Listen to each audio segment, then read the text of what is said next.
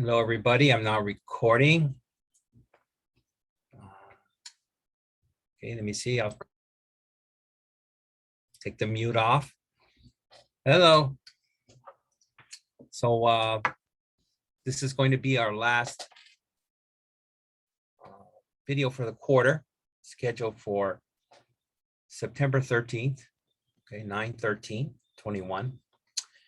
And it'll be a little bit, not a rehash, but a little bit of information what we had from last week about the Soviet Union that'll be involved in this.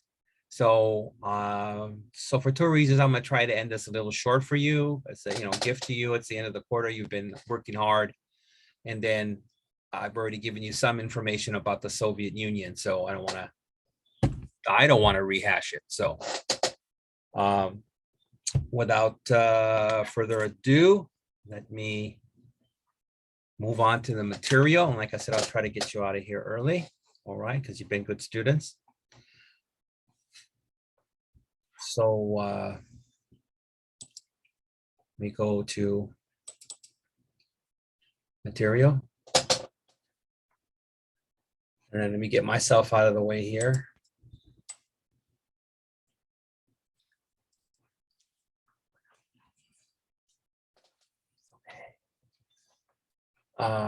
So again, let me go to the beginning.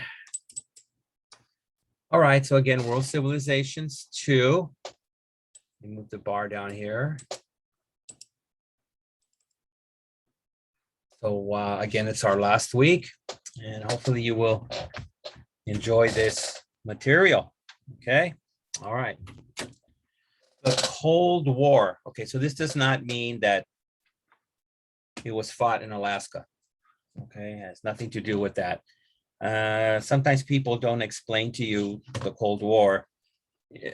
They're referring this into reference of a hot war where people are actually fighting each other directly, with tanks and ships and military things. This is more of a war behind the scenes and politically and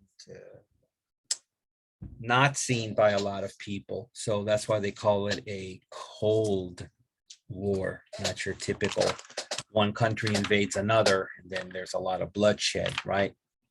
A lot of things. This is where the modern spy information came from, was people fighting in the Cold War. So all your James Bond movies and what have you came from these kinds of experiences. Okay. So as World War II ended, the two great victorious powers were becoming increasingly suspicious of each other's intentions.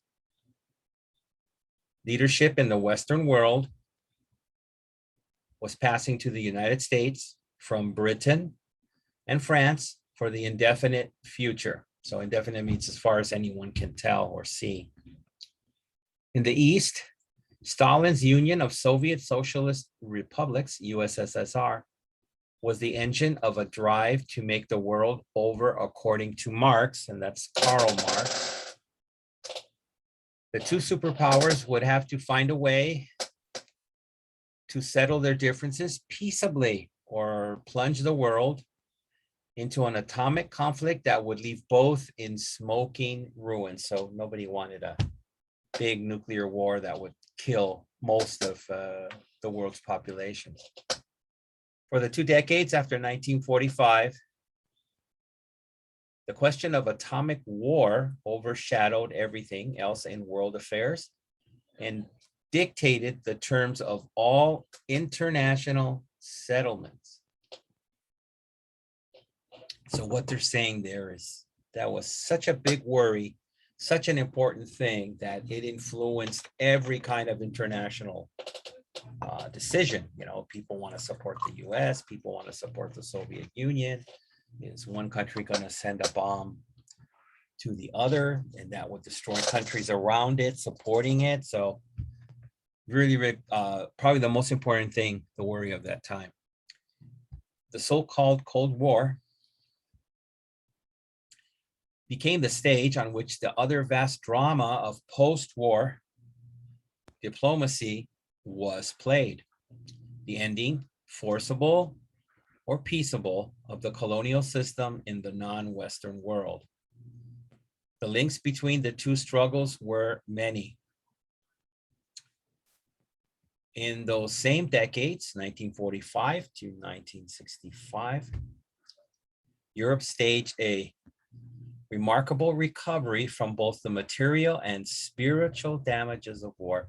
So what they're saying there is a lot of those countries were destroyed in Europe, and they had to rebuild, and that's what they did for the next 20 years.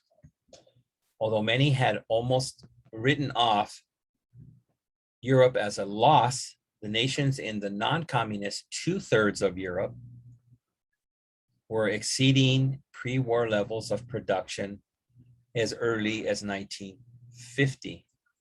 So that says only 5 years later, in countries that were not on the Eastern Bloc or aligned with Russia, they were exceeding their pre-war levels of production in all facets of economy. So that's a pretty quick recovery. As you'll see, it took much longer for Eastern Bloc countries to do something like that. Okay. In the next 30 years, they succeeded in progressing far down the road to economic unity, and the ancient hopes of political unification looked increasingly attainable, and that's a good thing. So political unification looked very possible, very, very possible at that time. And then when starting here, conflict in the post-war generation. The hostility between the United States and the Soviet Union had both proximate, which means close, and remote or far causes. We briefly reviewed the immediate causes in chapter 46. The Soviets, like I said, we went over some Soviet issues before. The Soviets' insistence on friendly regimes or countries along the western borders of their country, and the arguments over the treatment of post-war Germany and the defeated Nazis. But these disputes were only specific relations of the broader. Now I'll stop there because from the front page to here, I have a couple of questions, and then I'll come back. Actually, I'll read the sidebar now. I'll do that now so I don't forget, and I'll get to the questions, okay? 1947. Marshall Plan and Truman Doctrine. So you'll know what it is. You don't have to write an essay on it, but you just know the basics of it. That's what I'm going to try to accomplish here in this chapter. That you just know the basic stuff, like American kids. What's the Marshall Plan? Oh, it's this. Okay. What's NATO? It's that. That's it. You don't have to say all the countries aligned and what goes on. You know, I'll get you there. Don't worry. 1948 to 1949, blockade of Berlin, NATO and the Warsaw Pact, two different things from two different sides. 1950s, Western Europe, economic recovery, Stalinization of Eastern Europe. That comes from Joseph Stalin and his control over Eastern European countries.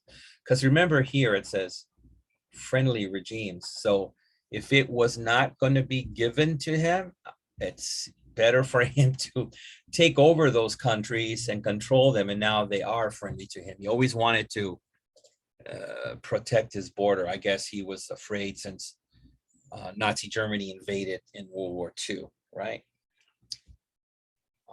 1950 to 1953, the Korean War, you know, that was because you had the communist side against the ally side. 1957, Treaty of Rome establishes European Economic Community. 1961, the Berlin Wall was put up, not to keep people out, but to keep people in so they could not escape to freedom. 1962, the Cuban Missile Crisis between the US and Russia. 1970s, détente in Cold War.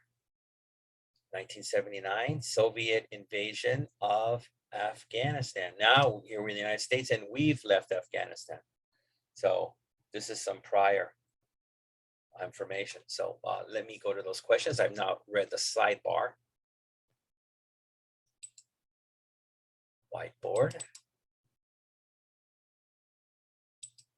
So, question 1.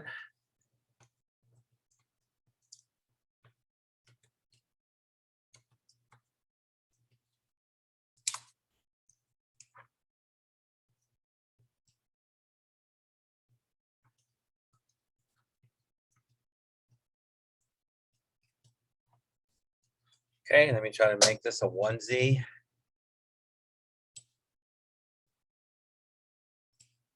Okay, it says the Cold War became the stage on which, so what does that mean? Which? Sandwich? No, I'm just wanting to ask you what happened, right? So the Cold War became the stage. So once this started, this became the stage of what happened because of the Cold War, okay? All right. Question 2. Easy peasy one. You might want this on the final. It's easy, free points.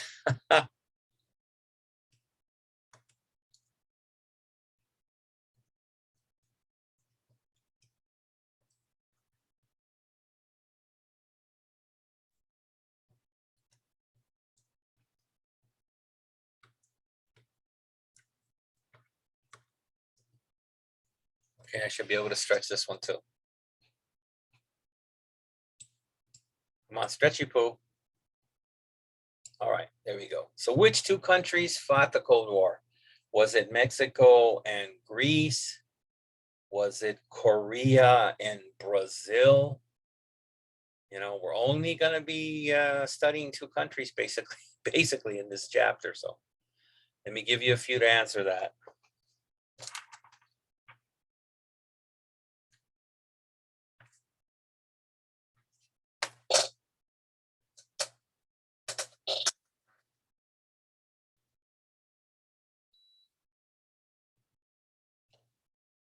Bring out the air con. It's getting a little too cold.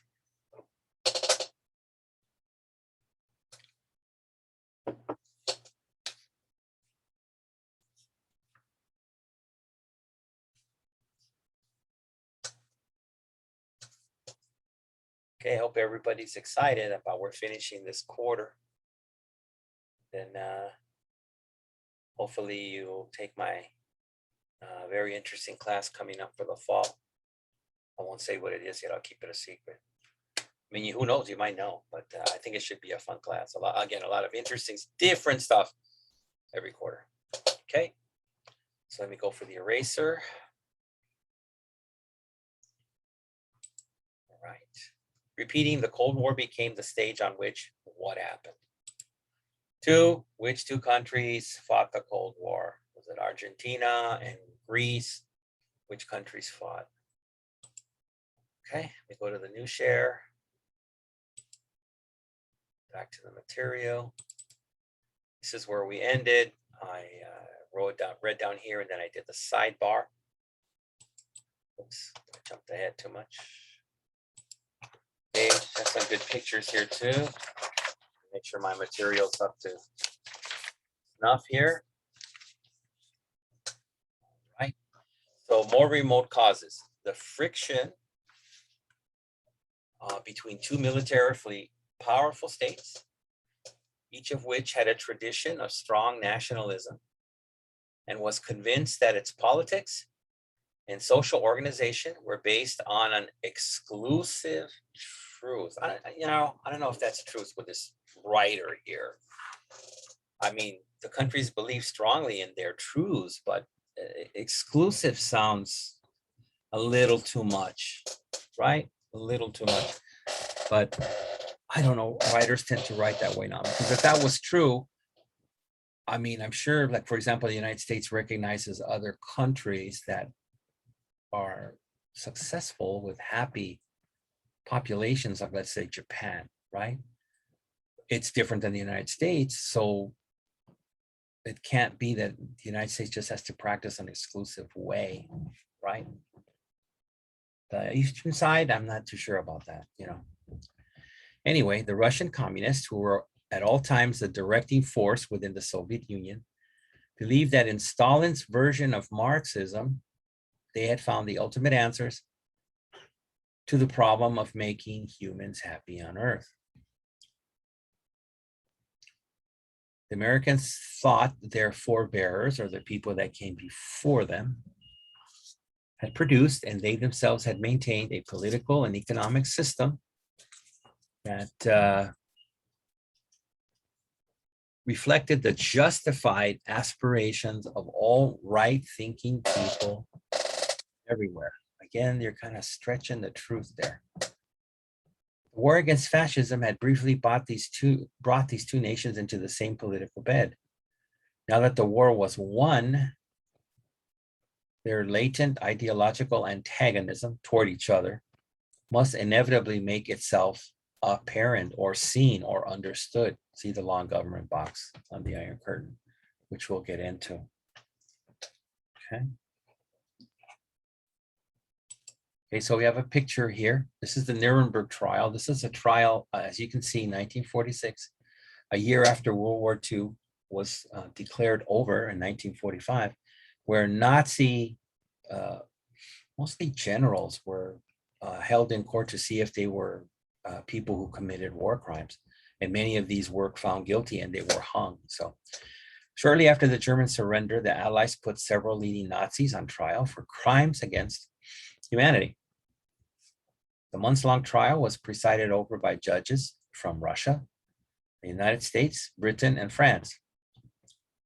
It resulted in convictions and sentences varying from prison terms to death for all but 3 of the defendants. Wow, so the majority were killed, again, by hanging. Hermann Göring, which is this fellow right here. Where is he? Right here. The number 2 Nazi, far left, first row, that's him. Right. Cheated the hangman by taking cyanide. So he got someone to sneak him in. Cyanide is a poison. So before he was going to be hung, he took poison. So interesting cases in history.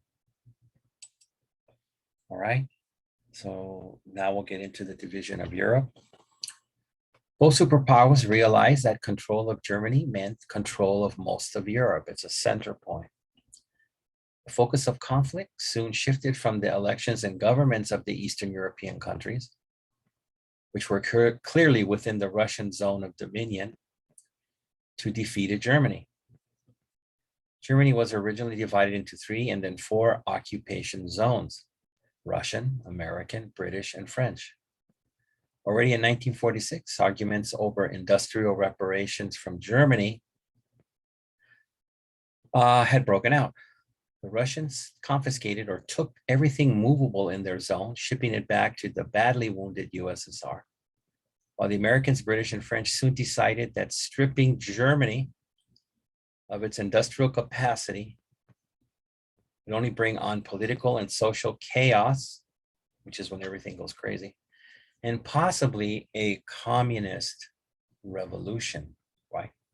So Russia took all this stuff and said, this belongs to us.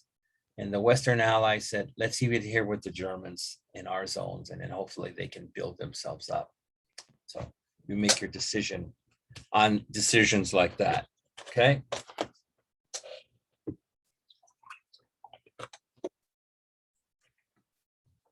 All right, moving on. Where's that little arrow? Okay. Picture the Berlin airlift.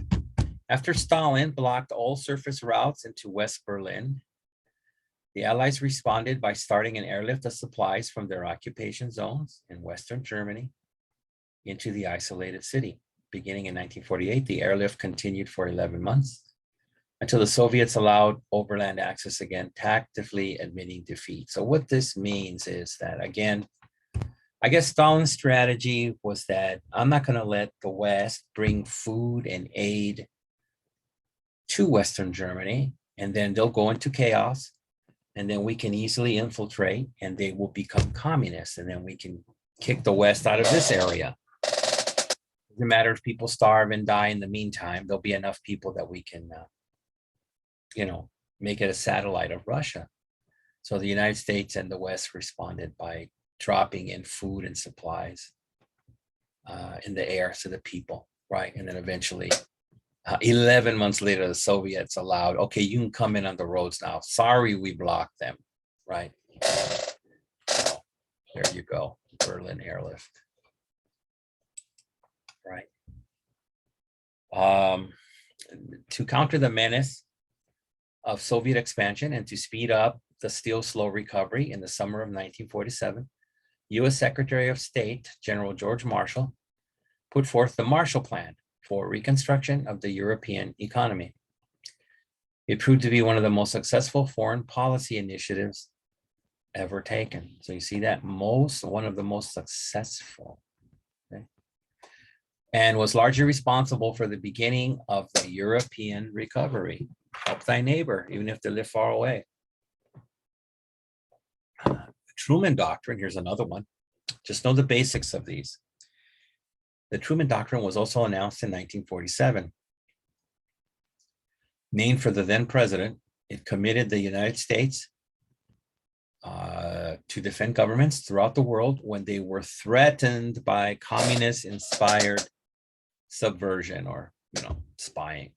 This policy was a historic departure from the traditional U.S. position of refusing entangling alliances warned against long ago by George Washington. So again, if you know your history, when the Nazis first invaded Poland and then France and then attacked Britain, United States was staying out of it. They're like, you're way over in Europe. We don't support anybody. You guys are strong countries. Who knows why you're losing to the Nazis, but we're staying out of it. And then 1941, December 7th, Japan attacked the US in Hawaii, and then they got into it. Now they're saying, well, if anything happens and communists try to get in somewhere, we're going to immediately do something, right? So a change of pace here. The acceptance of the policy by the US Congress and the public indicated that a decisive change in attitude had taken place. Since Woodrow Wilson's League of Nations was rejected in 1919, the United States was not prepared, however, reluctantly, that means it didn't want to shoulder the burdens of what's soon termed free world leadership, right? And that's where that started for the US at that time. Now they started being considered one of the leaders or protectors of the free world, The Soviet blockade of Berlin in 1948, which we just read about, was decisive in showing that there was no hope of reviving the wartime alliance and that Stalin was committed to expanding communism into the European heartland. So again, if you know your history, the United States and Soviets together attacked Nazi Germany. There was an alliance, right, to protect. But now what's different? Stalin says, so I'm going to take as much of Eastern Europe as I can to make them communist. The key to the containment of this threat was a West-oriented Germany, conjured or built up from the three Western zones in September 1949. West Germany, okay, here's my German here. Bundesrepublik Deutschland was larger and more powerful than its Russian-created counterpart, the Deutsche Demokratische Republik, or East Germany, which came into existence a few weeks later. Okay. So that brings me to a bottom, and I got two more questions for you, okay?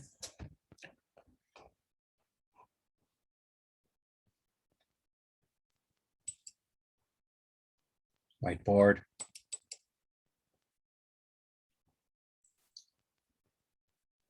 Pencil. Okay, this will be question 3. I gotta get a new chair, that's a noisy chair. Okay, let me get my magnifying glass out. I want to make sure this is correct.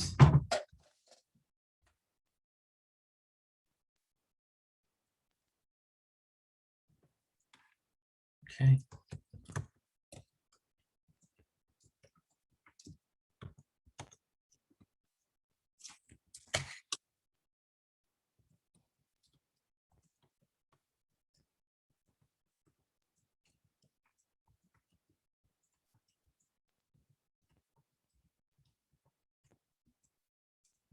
Okay, I'll try.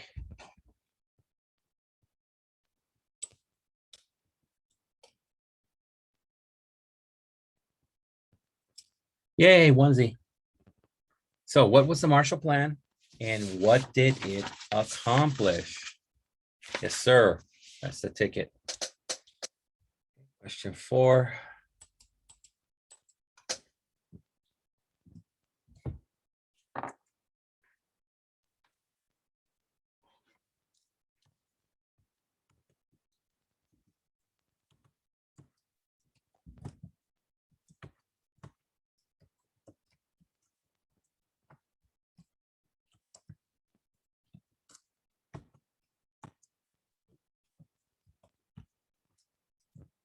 Can I also save this one? Stretchy poo. Yay. I should get a free chocolate chip cookie. Okay, the Truman Doctrine committed the US to what? They committed them to doing what? What new role did they have now and responsibility to the world? So I'll give you a few to answer those.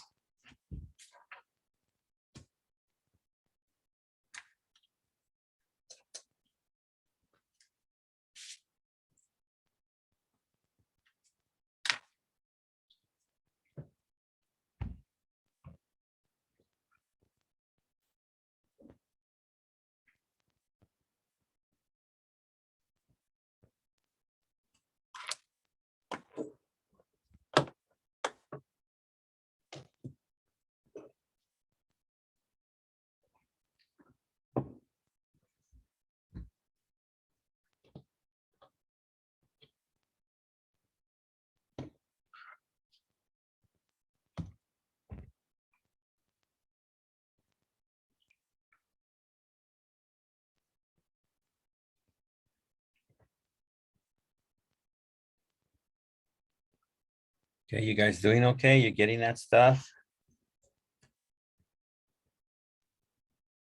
All right. Go to the eraser.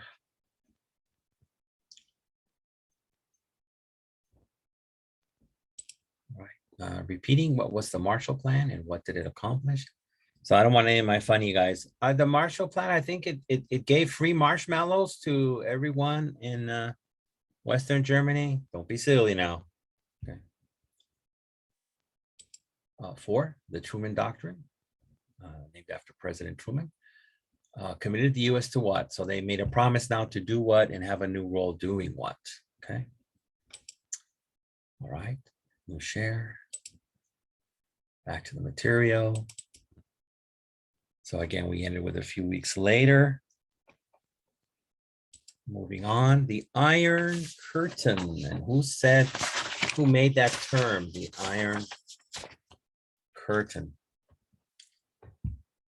Okay, let me get out of there. Okay, the spring of 1946, Winston Churchill, who was the British, just retired by the voters from his job as British wartime prime minister, visited the United States as a guest of President Truman. In Westminster, Missouri, he gave a speech that caught the attention of the whole world and gave the phrase Iron Curtain to the language. His purposes were to alert the US government and public to what was happening in the Soviet-controlled Eastern Europe and to assure, or probably demand, a united stand against it. So this is paraphrasing Prime Minister Churchill. A shadow has fallen upon the scene so lately lighted by the Allied victory. So again, not too far after 1945 and the end of the World War II.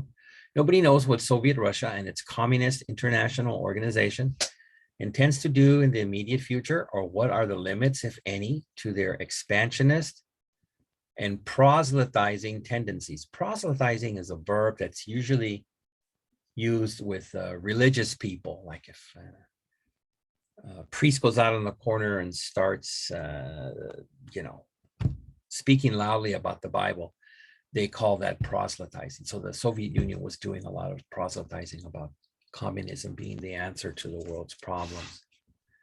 From Stettin in the Baltic to Trieste in the Adriatic, an iron curtain has descended across the continent. Behind that line lie all the capitals of the ancient states of Central and Eastern Europe: Warsaw, Berlin, Prague, Vienna, Budapest, Belgrade, Bucharest, and Sofia. All these famous cities and the populations around them lie in what I must call the Soviet sphere. And all are subject in one form or another, not only to Soviet influence, but to a very high, and in many cases, increasing measure of control from Moscow. The communist parties, which were very small in all these eastern states of Europe, have been raised to preeminence or ultimate power, and power far beyond their numbers, and are seeking everywhere to obtain totalitarian control. So like Hitler, Mussolini, and Stalin himself. Okay.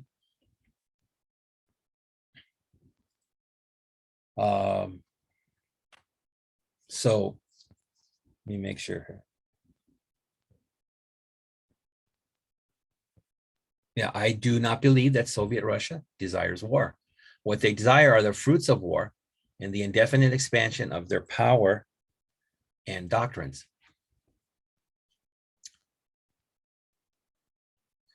Our difficulties and dangers will not be removed by closing our eyes to them. They will not be removed by mere waiting to see what happens, nor will they be removed by a policy of appeasement, which is saying, we will do whatever you want. What is needed is a settlement, and the longer this is delayed, the more difficult it will be, and the greater our dangers will become. So this is him saying that you got to do something and do it now, the West. All right. So that was him. That was his warning to the US when he came in 1946. Because again, we didn't have computers. We just had newspapers, didn't have television yet, just radio. So we really needed someone that was in Europe that could come and say, this is what's going on, because basically we didn't know. The North Atlantic Treaty Organization, NATO, was created similarly on an outgrowth of the East-West struggle. Created in April 1949, it was Washington's solution to the need for an international military organ dedicated to stopping the spread of communism. It originally counted 12 Western European and North American members, later increased to 15, who pledged or promised to come to the aid of one another if attacked. The Soviet answer quickly came with the Warsaw Pact, which made the communist governments of Eastern Europe military allies immediately. The pact merely formalized what had been true since the series of the Marxist series of takeovers, 1945 to 48. So what they're trying to say here is that initially Russia just said, or the Soviet Union just said, no, these countries freely, these Eastern countries on our border, wanted to become communists. We don't tell them what to do. We don't push them around. And now they said, well, they're going to fight for us, immediately, quickly. So it just let people know, yes, they were controlled by Russia. Okay. Yeah, so a little bit more here. Not only Germany, but now all of Europe was thus divided into two enemy blocs. Along with a handful of military insignificant neutral countries, Austria, Finland, Spain, Sweden, and Switzerland, the situation whereby the continent was more or less, and they're talking about the European continent, at the military mercy of two non-European powers, Russia and the United States. Russia was not considered to be Europe, and the United States, of course, were way across the Atlantic Ocean, and was a definite novelty in history, something new. In the late 1940s and through the 1950s, it appeared that whatever the Europeans might be able to do about their own prosperity or success, they would remain the junior partners of outside powers in military affairs and diplomacy, because they were not strong enough to go against them or you know, in all phases protect themselves. So I'm done with that. So back to some questions here.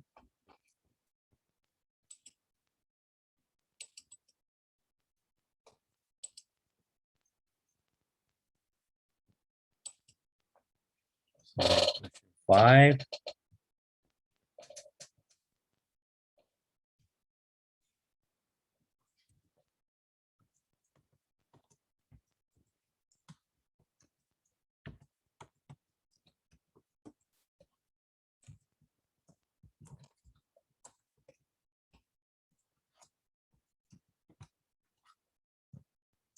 Okay, let me see about the stretchy poo.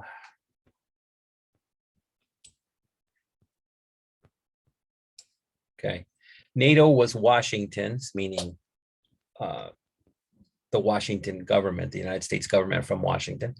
NATO was Washington's solution to what? What problem, right? Here's 6, question 6.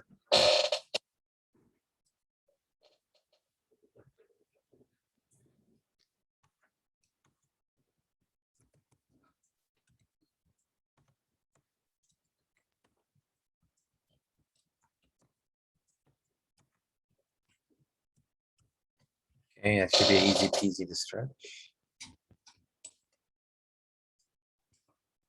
How did the Soviets counter NATO? And we went into what NATO was in the reading, so you should know what that is.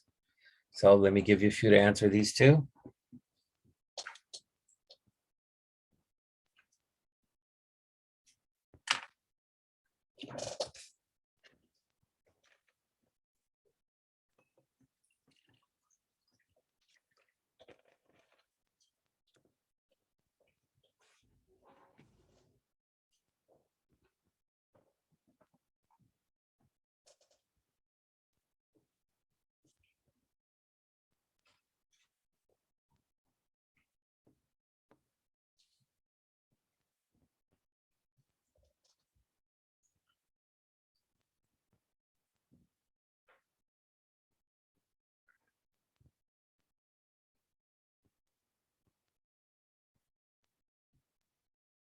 So like I've told you guys before, I think the last part of the year, actually from August, it's already September, and we're heading into the half point of September.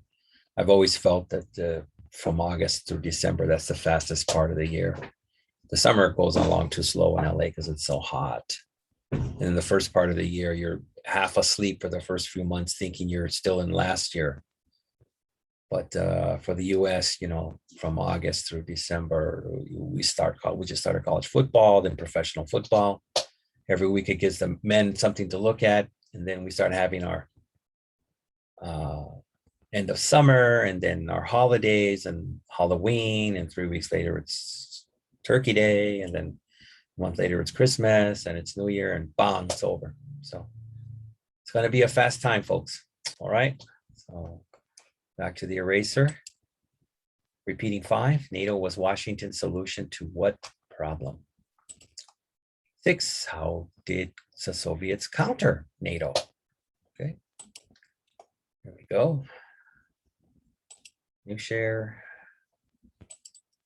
And then here on the bottom, they would remain the junior partners of outside powers, Europeans, that is, in military affairs and diplomacy. Moving on. Okay, here's a nice map. I can kind of point out some things here. Good information. Here's a sidebar. Cold War Europe, 1945 to 1990. The Soviet Union immediately reclaimed those territories in Eastern Europe that had been granted to it by the Non-Aggression Pact of 1939. Of course, the Nazis took them over, though, and aided half of East Prussia. Okay, so this is the Soviet Union. So they got Estonia, Latvia, Lithuania. Okay, they all belong at Ukraine, right? And then they slipped even farther later, right? It says Austria was unexpectedly granted a neutral status, which is okay for Germany, and so the Soviets proceeded, gained, right? So this is what they got later. by saying, oh, we just talked to them and they somehow changed. Even though Hungary said, we don't want to be communist. And then Russia sent in the army and they shut up. But Czechoslovakia, Hungary, Poland, Romania, Bulgaria, and Yugoslavia. Okay, this is what Churchill called the Iron Curtain. Okay. So now we move on to the Cuban missiles, to NATO's decline. Okay. Wow, good stuff. The Cold War was sharpened with the sudden erection of the Berlin Wall. That's when it was built, 1961, by East Germans to prevent the steady outflow of political refugees. So like I told you earlier, not to keep people out that were illegal, but to keep people in that said, hey, we're scared, or you killed my father, or you kidnapped my wife, and I want to escape this country, because they were not granted passports and they couldn't leave freely. So this wall made it even more difficult to try to escape the country. People should be able to leave the country if they want, right? The success of this unparalleled division of a city and a nation perhaps inspired Khrushchev, which later was the leader of Russia, to make an unexpected gamble in an attempt to help his Cuban Marxist ally or friend Fidel Castro in 1962. 3 years earlier, Castro had conquered Cuba with a motley, which means you pick your adjective, rough and tumble, not professional, piece by piece army of insurgents, kicked out of the corrupt government, and then declared his allegiance to Marxism. An abortive US-sponsored invasion at the Bay of Pigs had been a total failure. Fearing another attempt, Castro asked the Russians for military help. Khrushchev decided to install intermediate-range rockets with nuclear warheads, and the project was well underway when it was discovered by US aerial surveillance. Again, without the internet, without the current media, this could happen at that time. Russia went in there and made these rockets. Now, I don't know if you really understand how close Cuba is to Florida, but yet we had no way of knowing it because they kept their press secret. But we had a spy plane flying around and it saw what was going on, right? Okay, even Google Maps now, you can see down somebody's street, it's ridiculous, the difference in technology. So I can snag a question in there. So let's see what I can do here.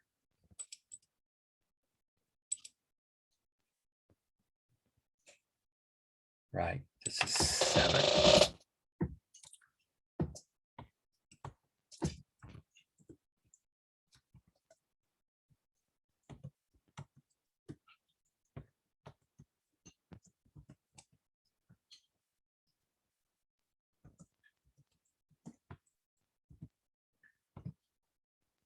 Okay, should be able to turn this over.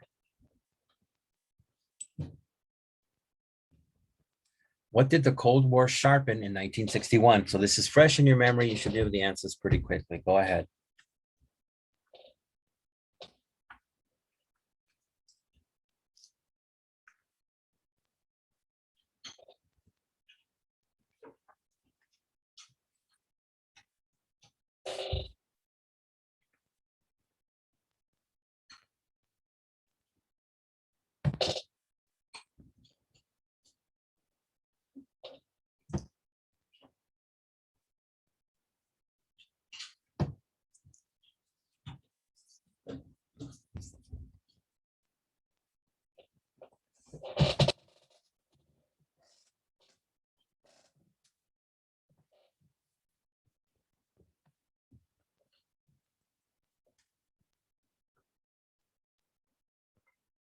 Right, do you think you got that?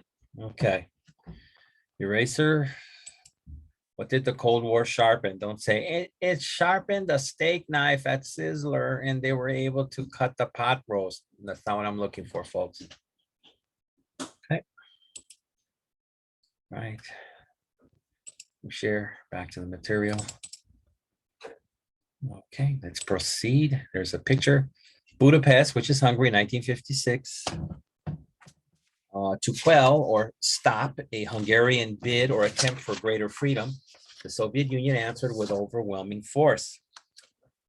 Many of the Hungarian freedom fighters fled or escaped to sanctuary in Western Europe or the US. So like I said, originally, the Soviet Union just said, Hungary, for example, Hungary wanted to be communist. We didn't force them. We didn't push them. We didn't do anything. It was a decision they made on themselves.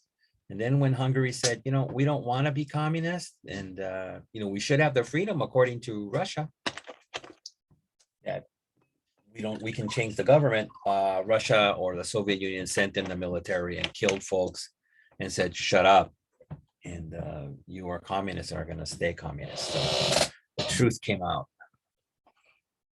Okay. After a few days of extreme tension, the Soviets backed down and removed their weapons when presented, now we're talking about Cuba here, with an ultimatum by President John F. Kennedy. Kennedy allowed Khrushchev some room for maneuver by making some concessions on US bases in Asia, along with a promise not to attempt another invasion. Both sides could thus claim to have achieved their goals when the missiles were withdrawn from Cuba, only, somebody tell me, 60 miles off the coast of Florida. Or maybe it's 90, I'm not sure.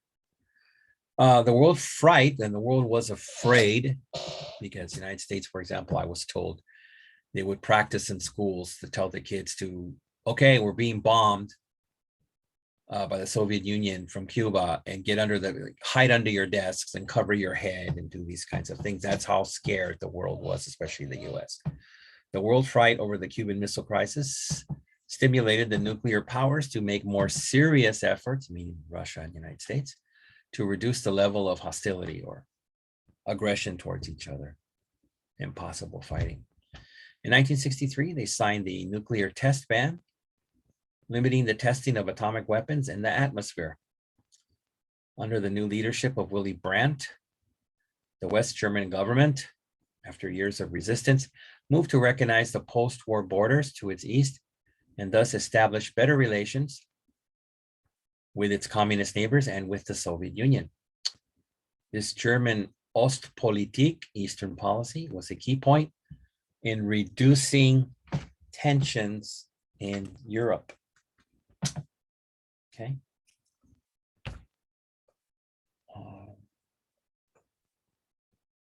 Moving on. Where is this little arrow? Orizo. Arrow, Orizo. Okay, there we go.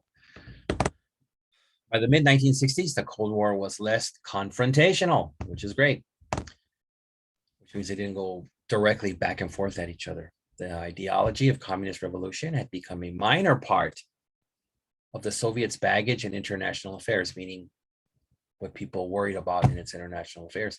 It had been replaced by the predictable, selfish interest of a great power with imperialistic motives. So now it was just too obvious that they were trying to take as many countries as they could into the communist regime. You know, can't lie about it anymore. The Soviet Union was becoming a conservative state, a stable factor in world politics, despite its revolutionary slogans, right? Things that they would say. It's kind of what that's trying to say is like, it's kind of like when you get rich people now you see on TV and they're trying to say, oh, you know, poor people this or homeless that, but they don't do anything to help them. They just talk a good game, right? And what kind of life do they know being so super rich about being poor, right? Like me, right? I can barely afford a donut. The best evidence of this shift was the failure of the Soviets to provide military support for the communist side in Vietnam conflict during the 1960s. So see, all of a sudden, Vietnam was first fighting Russia, I'm sorry, France, and then the US, the communist side, and Russia did not help them at all with any military support. Interesting. Not being so revolutionary anymore, that's what they're saying. Okay. So the progress of détente, which means it's a French term for relaxation, between the Soviet Union and the West was marred or marked by not derailed or completely stopped by the Soviet invasion of Czechoslovakia. See, but their neighbors, their close neighbors, we need to invade you. In 1968, when that nation attempted to oust, which means get rid of Stalinist overlords through a peaceful revolution, like we want peace, but we want these guys that Stalin had put here, and we want a different government. So of course the Soviet Union said hell to the no, and we're going to do to you what we did to Hungary, and if we have to kill people, we will. And the United States on this side was again not inclined to involve NATO in this internal matter, and communist rule was reimposed or re-put without bloodshed. Coming in a year when many Western nations experienced explosive internal frictions between government and citizens, the Czechs' misfortunes were soon forgotten in the West. Again, this is what they mean by saying they became less confrontational with each other, right? Kind of like, maybe we should not push each other too much, and if a couple of things happen, well, they happen, right? Okay. The NATO alliance was not so close-knit by this time under war hero General Charles de Gaulle of France, had no sympathy what he considered the American obsession about the Soviets. So the Frenchmen here said, Americans are obsessed, so we don't worry about that here in France. The bombastic Khrushchev had been replaced in '64 by a tight-knit group of apparatchiks, Communist Party bureaucrats, headed by Leonid Brezhnev, 1906 to 82, who showed little commitment to any type of revolution or foreign policy gamble. So they became more internalized, Russia. De Gaulle and many others thought Western Europe was no longer seriously threatened by violent communist intervention, and France withdrew its military from NATO command in '62. So they said, Russia's not going to try to do anything else. We're sure of that. Okay. So I got some questions here, of course.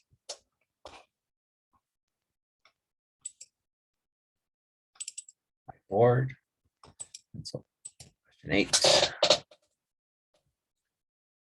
Okay, let me get that.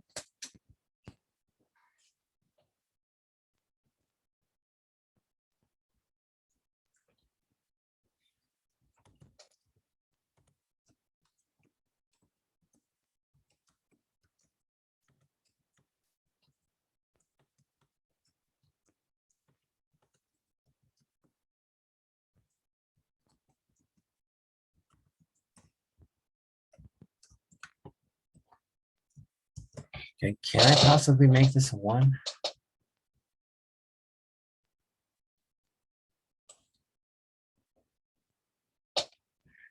Yes, sir.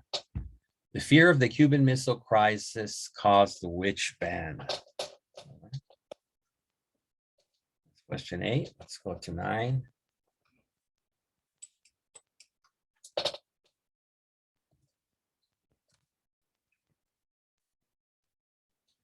Easy peasy one. Just give me a quick answer on this, and you're done on that one. Don't worry.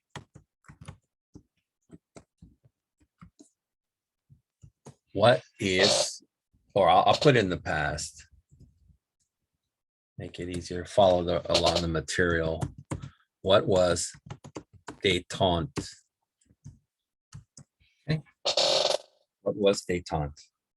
All right, let me give you a few to answer those.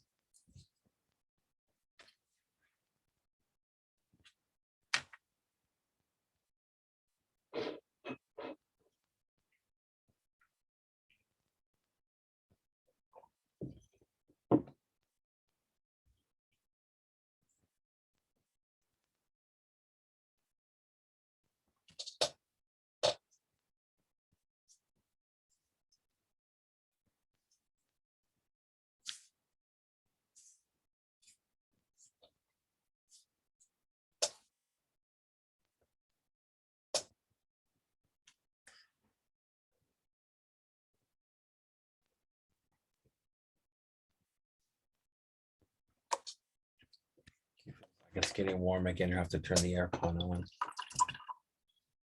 Oh, that's the end of my vodka. Or is it tequila?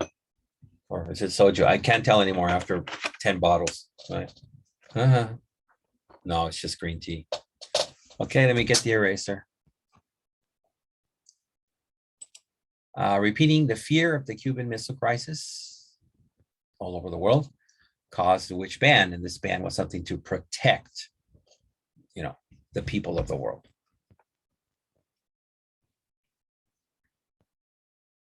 All right, 9, what was détente? Again, I don't want my funny students to say, is that the dentures that the older people put in their mouth when they lose all their teeth? No, we're talking political things here, okay? All right, that's erased. Let's hit a new share. Go back to the material. All right, so we ended here from NATO command in 1962. What's next? Okay, the decline of NATO reflected the shift again because we just read about France going away in 62. The shift from foreign policy issues to those of domestic policy that preoccupied European leaders in the 1960s. So again, they're starting to say, we're not worried too much about this international crap for the countries that got away from NATO. And we think Russia's just going to calm down now because they have. So we're more worried about our own problems in our own countries, okay? So here we have this picture, Volkswagen assembly line. This plant, a frequent target of Allied bombers during World War II, led the way to mass production of cheap automobile transport for millions of European consumers. And there was a time